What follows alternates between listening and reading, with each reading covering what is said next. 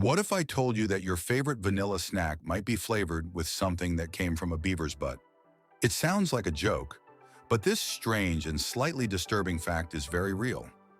Welcome to the world of natural flavors, where the label might be honest, but the truth behind it is anything but appetizing.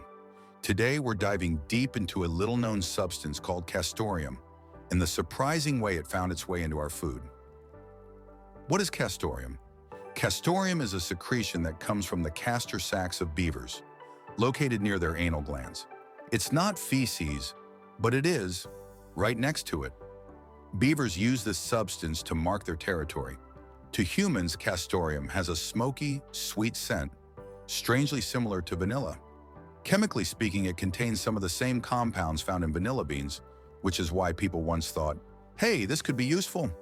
And so castoreum went from being a beaver's way of saying, this is my tree, to something used by humans in perfumes, candles, and yes, even food. In the 20th century, the food industry had a problem. Real vanilla was expensive.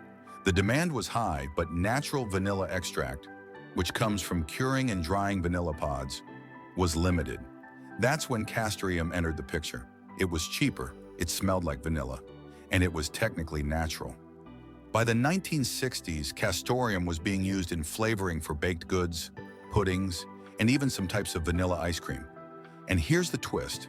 The U.S. Food and Drug Administration approved it. Not just approved, they labeled it a natural flavor. So when you see natural flavoring on an old ingredient label, it could very well mean castoreum. What does natural flavor even mean? The term natural flavor sounds wholesome. It gives the impression of something organic, fresh, and safe. But in reality, it's a legal term, and a vague one. According to the FDA, a natural flavor is anything derived from a natural source, whether that source is a fruit, a vegetable, or a beaver.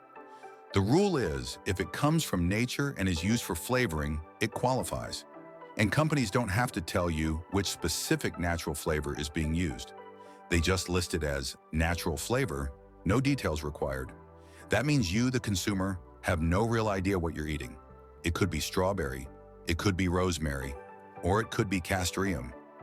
Is castoreum still used today? Let's be clear, castoreum is not common in food today. Why? Because it's hard to harvest. Extracting castoreum means restraining a live beaver and manually pressing the glands to get the secretion. It's time-consuming, expensive, and, frankly, not something most flavor companies want to deal with anymore. Today, the global use of castoreum is estimated at only a few hundred pounds per year. Most of that goes into perfumes and niche products. In the food world, artificial vanillin, made in a lab, has become far more popular. It's cheaper, easier to produce, and doesn't involve animals. So while castoreum is still legal and technically approved as a flavor, the odds of it being in your vanilla yogurt today are very, very low, but not zero. This story raises some interesting questions. Why are companies allowed to list vague terms like natural flavors without explaining what's in them? Why is castoreum considered more acceptable, legally, than something made synthetically but identically in a lab? And perhaps most importantly, shouldn't consumers have the right to know exactly what's in their food? This isn't just about beaver glands. It's about transparency, about how the food industry communicates or hides the truth from the public. Many people assume natural means safe, clean, and healthy. But in reality, natural just means it came from nature at some point.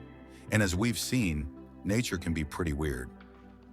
Other surprising natural ingredients. Castoreum isn't alone. It's just the tip of the iceberg. Ever seen shiny candy or chocolate-covered almonds?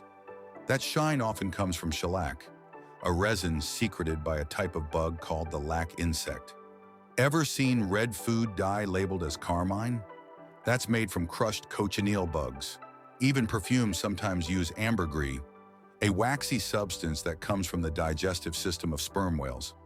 All of these are considered natural by definition. All are FDA approved, and none of them are required to be clearly identified on packaging. Conclusion. So what's the lesson here?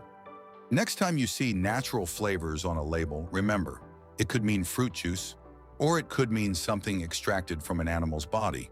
It's not about panic, it's about awareness. Because if you care about what you put in your body, you deserve to know the full story. Thanks for watching, and maybe skip the vanilla for today.